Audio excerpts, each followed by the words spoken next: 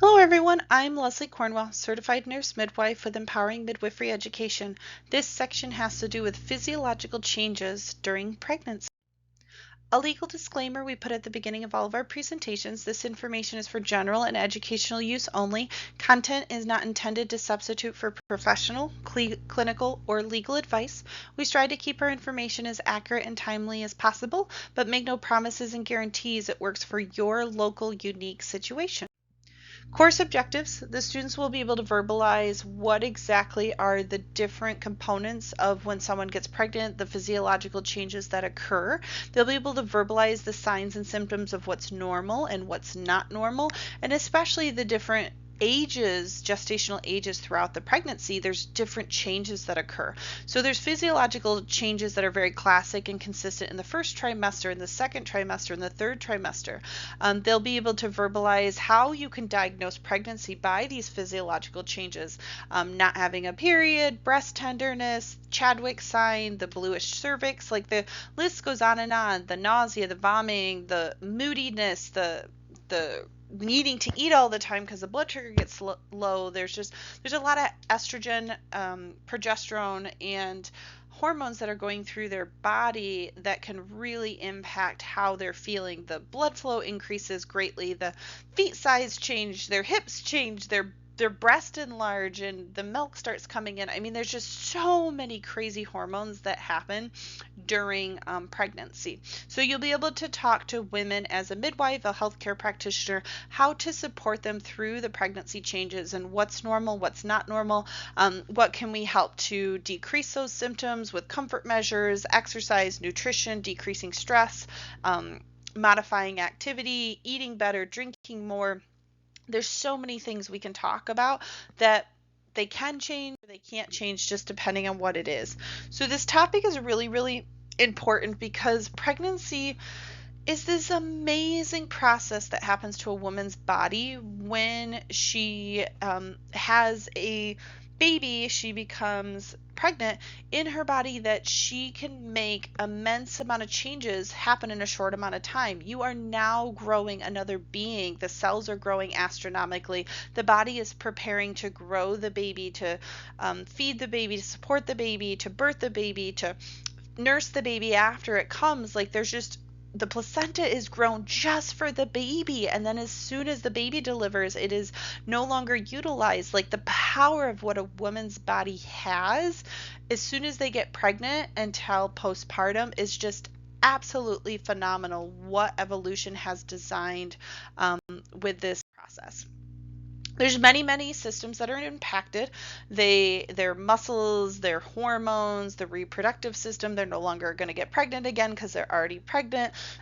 There's increased discharge, there's increased blood flow, there's just so many changes happening. The ligaments, the muscles, the loosey-goosey feeling, that pregnancy waddle, the blood flow, it increases, and there's just so many extra demands on the body. The respiratory system completely changes with the relaxin and the space that the baby creates, especially towards the end of pregnancy. The shortness of breath and getting lightheaded easily, and just not being able to take good, strong, deep breaths because there's just not as much room in from the hormones. The gastrointestinal system, so just constipation, diarrhea, the changes that occur, the kidneys and the filtration system, the productions that occur are just absolutely amazing. These symptoms can be so different to so many different people. And so we talk about the hormonal changes in the different parts of pregnancy, and each one is unique. Some can be gradual, some people have some people have none. It depends on the hormones of the baby, the estrogen, the progesterone, your body, your age, what you eat, the stress in your life, your culture. There's so many variables that affect it, and it's not just about the mood, it's just the actual physiological changes, the relaxin, the hormones make everything completely change in a woman's body she becomes pregnant. The reproductive system, the uterus, the cervix, the uterus just amazingly grows and expands and then shrinks down quickly after the baby comes. The cervix enlarges, increases mucousy discharge. It opens and thins when it's time for labor, and then it shrinks right back down after the baby has delivered. The vagina completely changes with the extra blood flow, the shape, the expansion during all the labor and the birth hormones, and allowing to open for the baby's head to come out, and then immediately shrinks back down. It's just absolutely impressive, the changes that happen in a woman's body, muscular, skeletally, her posture, her stamina, her shape, she falls easily, the gravity. She really just has a lot more things to be careful of. The equilibrium, the baby is putting so much weight and leaning her forward that she has to compensate with the rest of her body as the pregnancy goes on.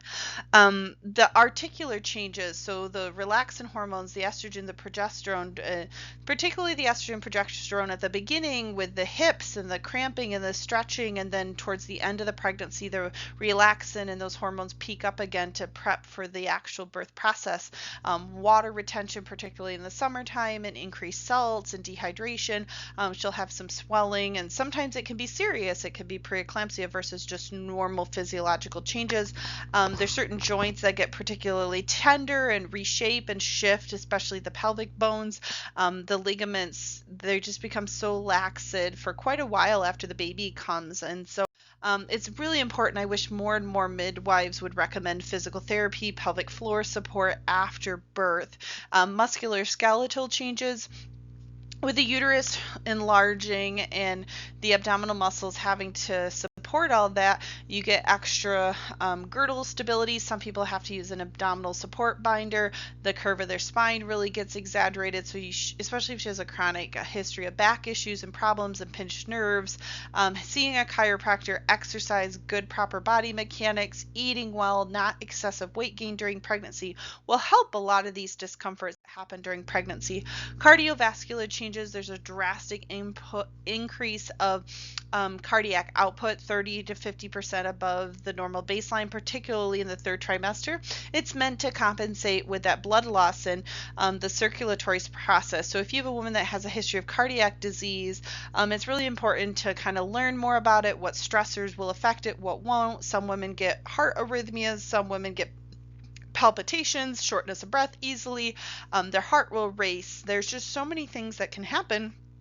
And our job is to check their blood pressures, listen to the heart and lungs, follow up on symptoms and questions and concerns they have, get a cardiologist and a specialist involved if you need to, but most of the time it's just normal changes, and then she'll go back to her baseline after the baby comes. Respiratory changes are absolutely amazing. The tidal flow, the accommodation, the expansion, there's just not as much room for her diaphragm and her lungs towards the end of pregnancy, and just the actual expansion demands that are made by her lungs and her changes in her breathing pattern. The lung volume changes pretty drastically.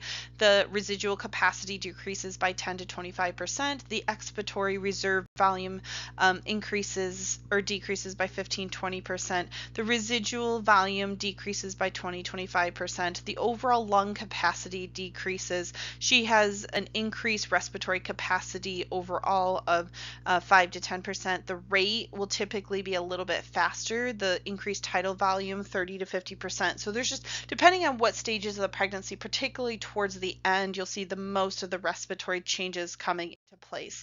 But a lot of women, like even in the first and second trimester, they're going to be short of breath easily. They're going to feel going up a flight of stairs feels like they just went up five flights of stairs. They're going to have a slower pace. They're going to just get short of breath a lot easier than normal just because of the hormones, no matter if they're an exerciser and have endurance or not. Gastrointestinal changes, it's very common in the first trimester because of all the increased hormones and changes with the baby growing, to have morning symptoms and nausea and vomiting. You can get more extreme situations of the hyperemesis that can cause serious complications throughout the rest of pregnancy, but most people start feeling pretty good by 14 to 16 weeks. The peaks of those hormones that make people really nauseous are around 9 to 10 weeks, and then it starts settling off. We're not really sure. Nausea could be genetic, it could be the hormones, it could be the low blood sugar, it could be so many different things that are happening. A lot of women, especially towards the end of the pregnancy, get constipation and hemorrhoids from the pressure and the not drinking well, limited mobility, the intestinal system being squished by the baby. There's just a lot of factors happening. So you definitely want to just assess and see, is this normal? What comfort measures you can do, especially in the first trimester for morning sickness. You can small, simple meals, the bland diet, the brat diet, the ginger, the teas, the staying away from smells and spices, and walking after eating versus eating right before bed. There's some simple things you can do to help with the digestive changes that occur with women.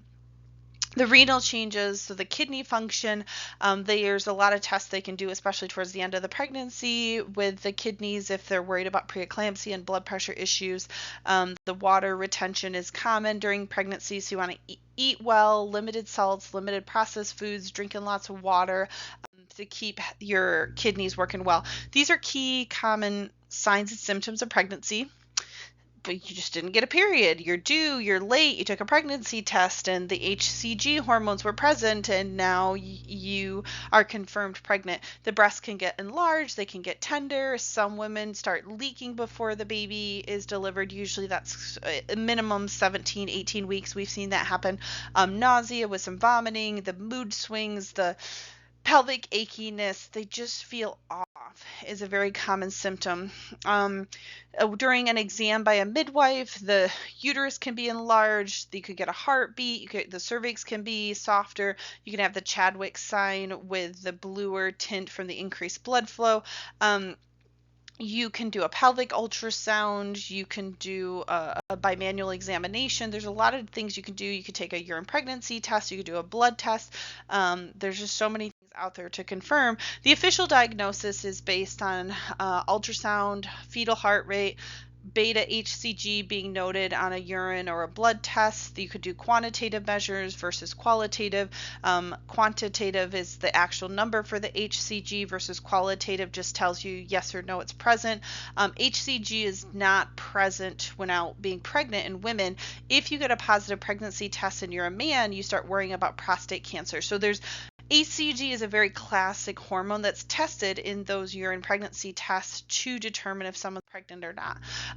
Heartbeat, the fetal heart tones with the monitor, there's very key things you can do to officially diagnose it. There's certain things you kind of want to watch for that are changes to give them a heads up, watching out for preterm labor, watching out for changes and issues and problems that can occur, that you want to make sure that the mom is staying nice and healthy during the pregnancy. So you want to really talk to her about all the muscles and the hip and the changes that occur in her body so that she can really tell you, yep, this is normal. This is normal vaginal spotting with wiping and just had sex and constipation, or this is period-like bleeding and we're worried about the placenta and we should further evaluate. We want to talk about all the changes that can happen, the tubes and the anatomy and the things that can change, and what are normal things and what are not normal things. So we really want them to know their body and all the anatomy and all the things. Some women like to have sex during pregnancy because the orgasms are amazing, and some women don't. It's too sensitive. So you just need to talk about all the variations and changes that can occur, and then really keep an eye on them. Some people get pelvic floor dysfunction, they get incontinence, they get separation of the symphysis pubis, they get back pain, they get rib pain, they get the pressure in their hands and their feet and the carpal tunnel and the tingly sensations. They can get morning sickness, they can get swelling, they can get preeclampsia, they can get backaches, they can get They can gain too much weight, they can gain too little weight, they can have relapses of mental conditions, and maybe they stop smoking when they're pregnant, but then they have a relapse postpartum. And there's so many possible things. Maybe they have a history of suicidal ideation and didn't want to get pregnant, and now they're having they don't want this baby inside their body. And so you're going to have a lot of mental and physical changes occur, and our job as a midwife is to help them navigate the more common ones and the ones that are concerning that we need to follow up with.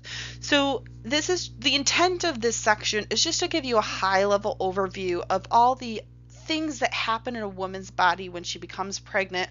Nothing deep down the rabbit hole of situations and pathophysiology. I want this just to be a high level step of there's so many changes, and so every woman is different and every situation is different. And so our job as midwives is to know these are variations of normal versus this is really serious, and maybe it will self-resolve, maybe we should do extra testing, maybe we should have her come back a little sooner. But our job as the midwife and care provider is to support them through the normal changes, educate them, watch for signs and symptoms of underlying things that could be complications versus this is a normal variation of pregnancy.